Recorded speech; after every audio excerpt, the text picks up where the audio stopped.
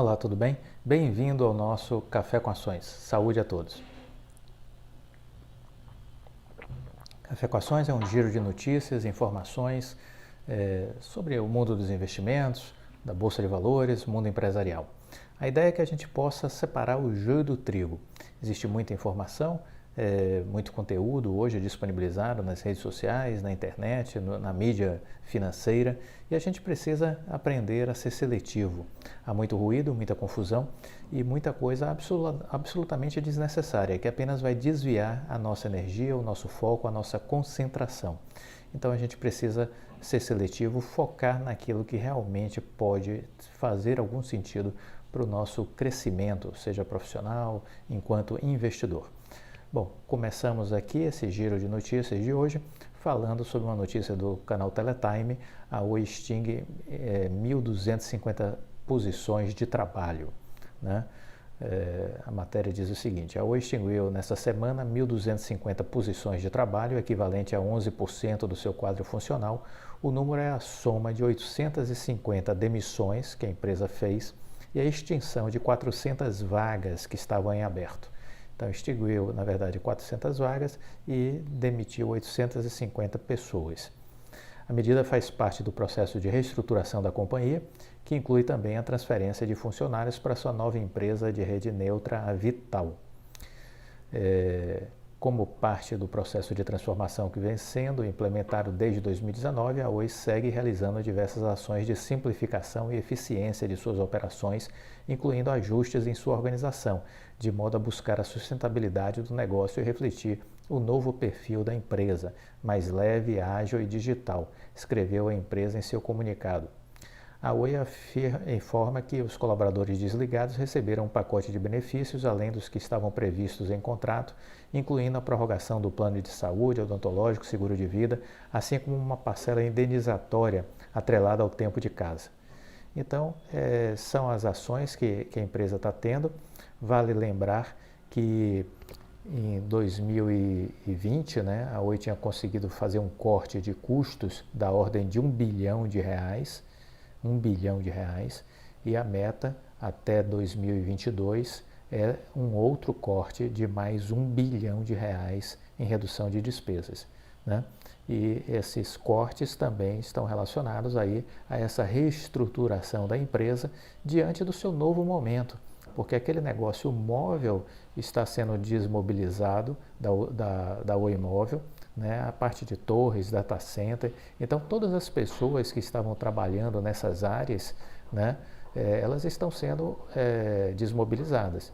Então, a Oi está reduzindo suas estruturas exatamente por isso, porque está fazendo uma reengenharia, né, uma grande transformação. Então, não teria sentido continuar com o mesmo número de funcionários, com os mesmos custos do passado. É isso que está movimentando a empresa no sentido de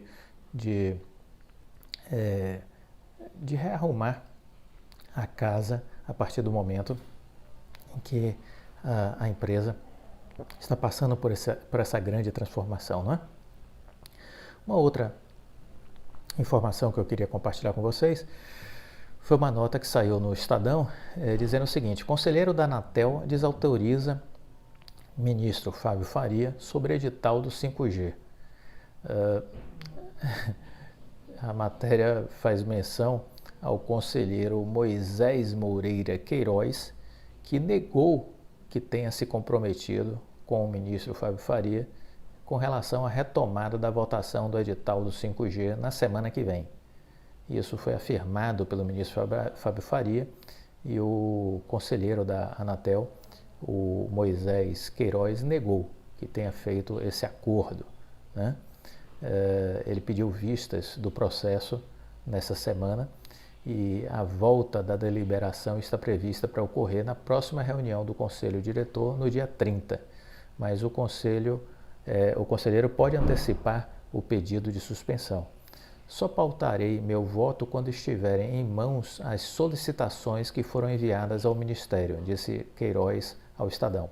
Eu não tenho nenhum compromisso feito com relação a prazo, disse estar tranquilo em relação ao tema, acostumado a lidar com esse tipo de pressão.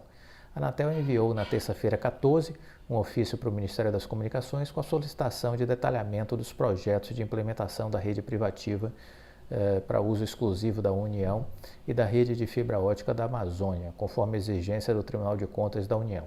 Foi o que motivou o pedido de vista de Queiroz, que entende ser necessário não deixar lacunas junto à Corte.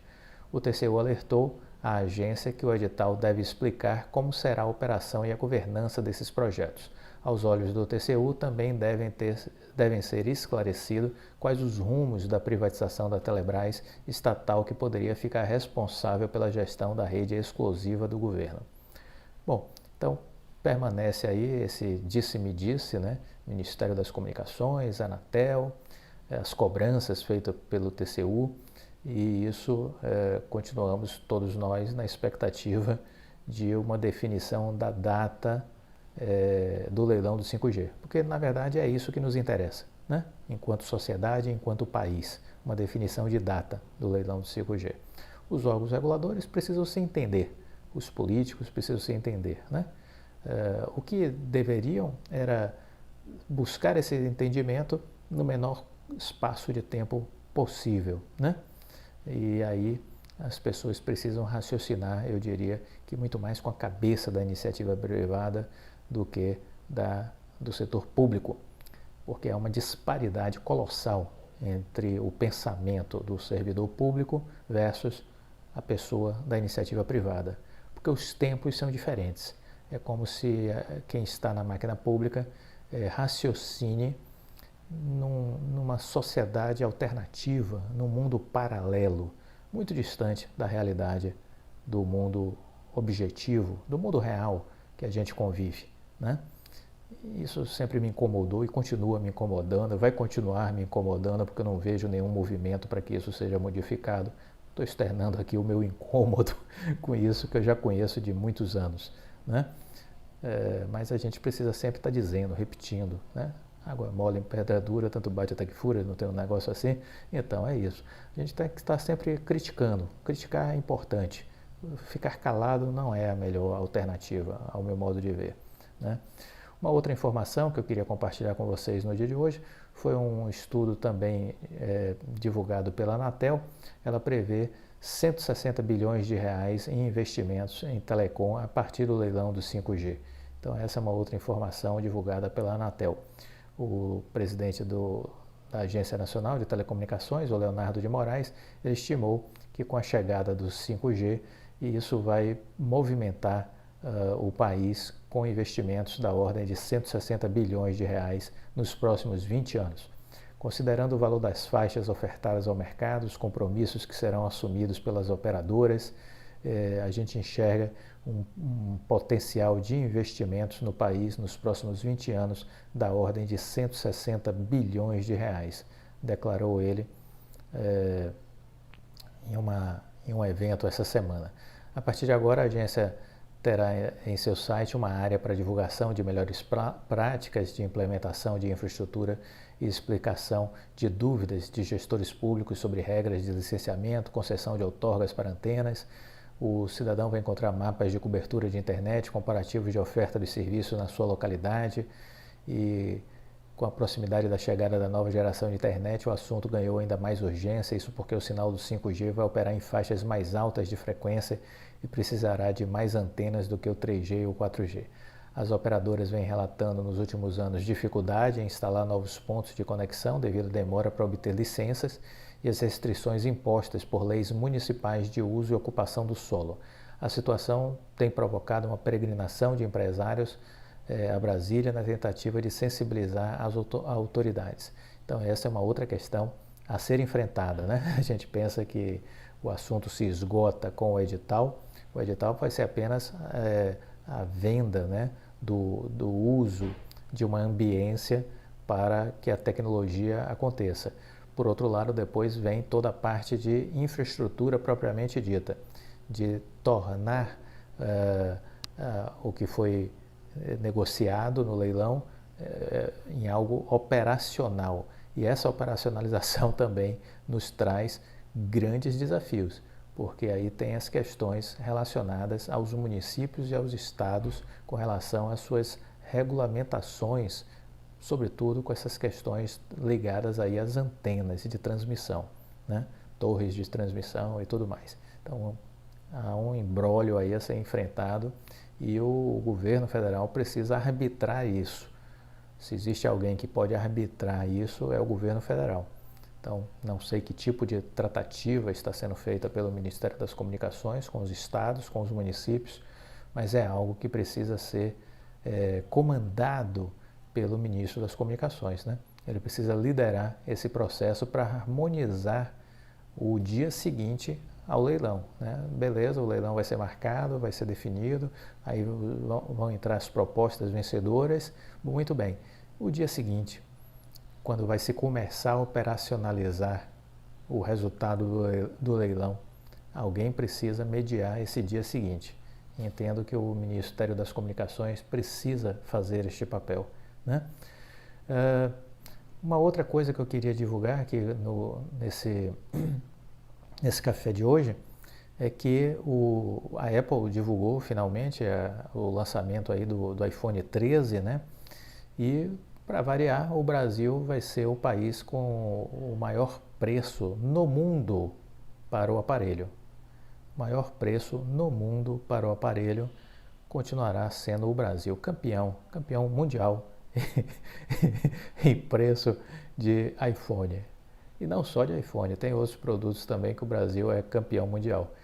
É impressionante, né? Mantendo a tendência dos últimos anos, o Brasil tem o iPhone 13 mais caro do mundo. Esse levantamento foi feito pela Nucane, que é um site do desenvolvedor japonês Jun Saito. Modelo de ponta da Apple, o iPhone 13 Pro Max, com 1 TB de armazenamento de memória, vai sair por até R$ 15.500 no Brasil. O preço faz dele o aparelho mais caro do mundo em ranking que considera 40 países, em conversão direta para o dólar, considerando o câmbio do dia, o mesmo produto sai por $2.900. Nos Estados Unidos, país onde o smartphone é mais barato, o preço sai por $1.600. Em seguida, tem o Canadá e o Japão, onde o aparelho é vendido por $1.700. No Brasil serão $2.900. O país que mais caro será o novo iPhone da Apple, né? Então é isso, quer dizer, por que isso acontece, né? É importante a gente refletir sobre isso e exigir mudanças, porque o que explica tudo isso são os tributos. O que explica tudo isso são os impostos. Então, cabe à sociedade brasileira exercer pressão. Não espere que o político vá mudar isso. Ele não vai mudar.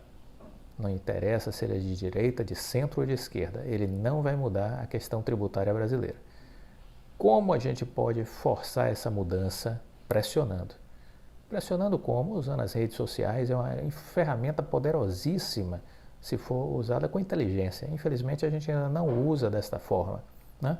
Mas seria uma ferramenta poderosíssima para cobrar das autoridades as mudanças, cobrar dos senadores, cobrar dos deputados, né? Encher a caixa de mensagem dele, postar nas páginas deles, né? Cobranças. É isso que a gente precisa ter, esse despreendimento para exercitar a nossa cidadania. Lembrando que o deputado é nosso funcionário, que o senador é nosso funcionário, que o governador, prefeito e presidente da República são nossos funcionários, porque se elegemos eles e eles são servidores públicos, olha que palavra, servidor público. Vamos entender o significado dela? Serve ao público, servidor público. São nossos funcionários. Mas eles pensam que são os nossos chefes. Aí é que está o problema. O pensamento é inverso.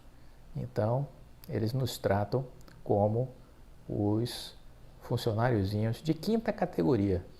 É assim que eles tratam a população. Isso precisa mudar. Mas aí é a população que precisa perceber o seu papel, perceber o seu lugar e cobrar. Porque sem cobrança isso não vai acontecer. E aí, a matéria que eu estou lendo aqui, que foi da área de tecnologia do Estadão, do Estado de São Paulo, diz ainda assim, o iPhone 13 não é o único produto no qual o Brasil é líder em preço, né? Se você for observar, existem outros tantos produtos. Por exemplo, o iPad da Apple, o iMac, também são os mais caros no Brasil do que em qualquer outro lugar do mundo. Se você também for observar a questão do famoso Big Mac, né, do McDonald's, você vai ver que o Brasil também se destaca na liderança em relação a custo, em relação a preço, né? Então, tudo isso se justifica com a questão da tributação. Se tributa demais no Brasil, se tributa muito pesadamente produtos importados de tecnologia, e isso é prejudicial para as pessoas, prejudicial para o país, né? Prejudicial para o desenvolvimento dos povos e das nações. Temos que mudar isso, temos que cobrar a mudança. Esse é o nosso papel, certo? Por fim, no dia de ontem, a gente teve um movimento aí de alta no setor de empresas aí ligadas ao petróleo, né? Nós estamos vendo aí uma gangorra nas commodities nesse momento, hora está subindo, hora está descendo, em função dos ruídos de curto prazo, mas a tendência de longo prazo nas commodities no mundo inteiro é de alta. Essa é a tendência. Por que é de alta? Porque nós temos um problema nas cadeias de suprimento global. Temos falado sobre isso aqui no Café com Ações, e no Viver de Renda já falamos também, no nosso outro canal. Então, temos um problema de desabastecimento nas cadeias de produção global. A recuperação acabou vindo muito mais forte do que o esperado, e isso pegou muitas empresas no contrapé. Elas não se planejaram para fazer frente a essa retomada mais forte das economias, em especial da China e dos Estados Unidos. E os chineses e os americanos estão comprando, estão consumindo tudo que podem. Isso gera uma crise de abastecimento. Muitas empresas não estão com estoques, não estão com produção suficiente para atender essa demanda, e, consequentemente, isso gera inflação, isso gera aumento de preços, porque é a questão da lei da oferta e da procura, clássico na economia, né? Precisamos entender isso. E aí isso tudo gera ruídos de curto prazo, mas continuam as tendências de longo prazo para alta, né? No caso das commodities. E aí ontem a gente viu, por exemplo, a ação da PetroRio subindo 7%, né? Tendo uma subida forte, e em função muito disso, né? de notícias relacionadas aí ao mercado, né? Notícias relacionadas às commodities. O que nós, enquanto investidores, se estamos posicionados nesse segmento, né, de commodities, devemos fazer é manter a calma, manter a tranquilidade, manter a visão de longo prazo. É isso que a gente precisa fazer, considerando a nossa estratégia de investimentos, certo? Bom, esse foi o nosso Café com Ações de hoje. Se gostou, deixe seu like, compartilhe com os amigos. Fica com Deus e até a próxima. Tchau.